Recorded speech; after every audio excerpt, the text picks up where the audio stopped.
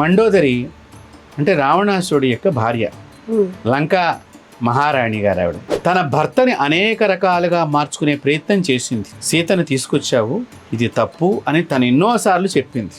చాలామందికి ఈ రామాయణంలో అంతర్గతమైన విషయాలు తెలియవు. కానీ మండోదరి మహాపతివ్రత ఎందుకు అయిందంటే ఇందుకే అయింది. ఎన్నో రకాలుగా తన భర్తని ఎన్నో రకాలుగా మార్చుకుని కాపాడాలని చెప్పి ప్రయత్నం చేసినా తను ఆ కార్యక్రమానికి చివరిగా వచ్చేటువంటి ఆనందాన్ని పొందలేకపోతాను అని గ్రహించి అమ్మవారిని కనకాంబరాలతో పూజ చేసిందటండి. అమ్మ, నాకు మాత్రం వైధవ్య దోషం వద్దు, నేను పుణ్యస్త్రీగా ఉండిపోవాలి అని ప్రాధేయపడి అమ్మవారిని కనకాంగద కేయూరా కమనీయ పూజ, అందుకని అక్కడ వచ్చిందటండి. ఈ బంగారపు కనకాంబరాలతో, ఆవిడ మహారాణి గారు కాబట్టి బంగారపు కనకాంబరాలు ఒక్కొక్కటి ఈ కనకాంబరం పువ్వు దానికి జత చేసి పూజ చేస్తుంటండి.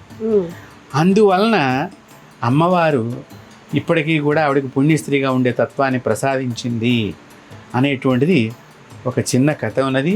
దానికి ఏదో హనుమంతుడు సహకరించినట్టుగా ఇవన్నీ కూడా కొన్ని వినటానికి ఇవన్నీ కూడా చాలా బాగుంటాయి. పారాయణం చేసేటప్పుడు ఇలాంటి కథలన్నీ వింటుంటే పారాయణం యందు ఇంకా అనేకమైన శక్తి భక్తి మన లోపల ఉద్భవిస్తూ ఉంటాయి చేయటానికి.